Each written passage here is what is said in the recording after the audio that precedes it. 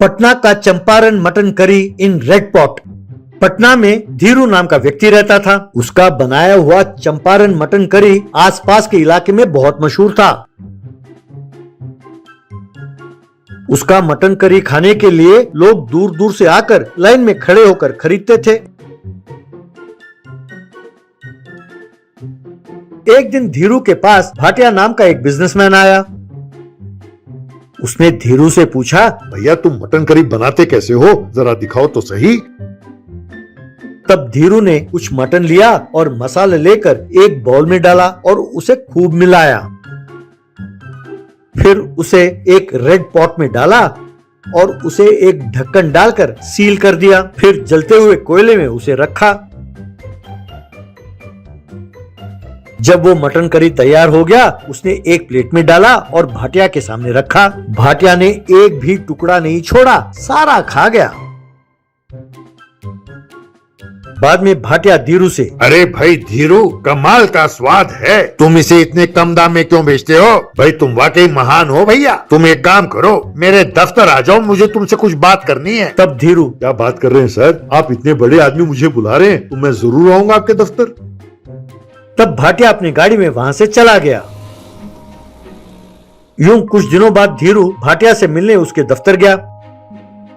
भाटिया धीरू से, भैया धीरू, तुम्हारा मटन करी बहुत स्वादिष्ट है। मेरे बच्चे कह रहे थे कि वे भी गए थे तुम्हारे पास मटन करी खाने के लिए। इनफैक्ट उन्होंने बताया तो मैं तुम्हें ढूंढता हुआ वहाँ पहुँचा। भाई बात ये है कि मैं चाहता हूँ कि तुम हमारे रेस्टोरेंट में आकर काम करो। महीने का 30,000 रूपए देंगे तनख्वाह तुम्हें। इस तरह तुम्हारा चंपारण मटन करी सड़क के किनारे नहीं, पटना के स्टार होटल्स में मिले, ऐसा बंदोबस्त करते हैं। हम प्लेट का 10,000 रूपए रखेंगे दाम। तब धीरू, सर आप जैसे बड़े लोगों को ये पसंद आया, इसीलिए आप मुझे ढूंढते हुए आए। इस करी को खाने के लिए गरीब लोग भी आते हैं सर। अगर आपके होटल में इतना ज्यादा दाम में इसे बेचेंगे तो बेचारे गरीबों के साथ अन्याय होगा सर। तब भाटिया, भाई देखो धीरू, लगता है मेरे सामने तुम्हें बिठाकर तुम्हें इज्जत देकर मैंने गलती की है। अगर मैं चाहूँ कल से वो तुम्हारा दुकान नहीं रहेगा वहाँ और ना ही तुम रहोगे। धीरू, सर आप गाड़ी से उतरे और मेरे पास बैठकर आपने करी को टेस्ट किया तो मैंने सोचा आप बहुत नेक इंसान हैं। अगर मुझे पता होता कि आप ऐसा सोचते हैं तो मैं आपके पास ना आता।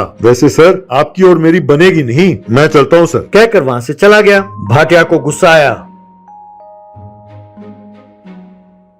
उसने कुछ लोगों को भेजा और धीरू के दुकान के सामने रोज झगड़े कराने लगा। ये देखकर वहां के कस्टमर्स को बहुत गुस्सा आया। उन्होंने उन लोगों को पकड़ा और उन्हें खूब मारा। वे सब वहां से भाग गए। बाद में धीरू ने उन कस्टमर्स को बताया कि भाटिया ने उसे क्या ऑफर दिया और उसने कैसे मना किया। तब उनमें से लोकेश नाम का एक युवक, अरे धीरू भैया, ऐसे लोगों को यूं नहीं छोड़ना चाहिए, उसे सबक सिखाना चाहिए। मैं उसके बारे में जानता हूँ भैया। उसने सब जमीन पर कब्जा किया और उनमें होटल बनाया। अगर हम सबने मिलकर उसके खिलाफ कंप्लेंट की तो चुपचाप रास्ते पर आ जाएगा। ये सुनकर सबने ताली बजाई।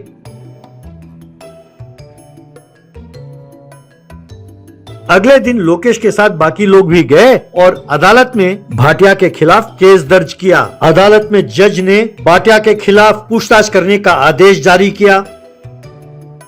अगले दिन भाटिया धीरू के पास आया और, यार धीरू, मुझसे गलती हो गई, पर यार मैंने तुम्हारा क्या बिगाड़ा? बस 2-4 लड़कों को भेजा और तुम्हें डराने को कहा। बस इतनी सी बात के लिए तुमने मेरे खिलाफ इतने सारे केस डाले। यार मेरा तो बेड़ा गर्क हो जाएगा। भाई मेरे, मैं तुम्हारे पाँव पड़ता हूँ, मुझे छोड़ दो। अब मैं तुमसे कभी पंगा नहीं लूंगा और अगर तुम चाहो मैं तुम्हारे लिए बढ़िया सा होटल बना कर दूंगा, प्लीज भैया। तब धीरू, देखिए सर, इतनी नम्रता दिखाने की कोई जरूरत नहीं है। अब आप जाइए। अगर दोबारा मुझसे पंगा लिया तो अगली बार आपके खिलाफ केस नहीं, ये लोग आकर आपकी खूब पिटाई करेंगे। ऐसा कहते ही भाटिया वहां से चला गया।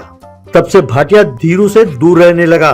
बाद में अपना साथ देने के लिए धीरू ने अपने ग्राहकों को धन्यवाद कहा। और हाँ, पटना का चंपारण मटन करी खूब मशहूर हो गया।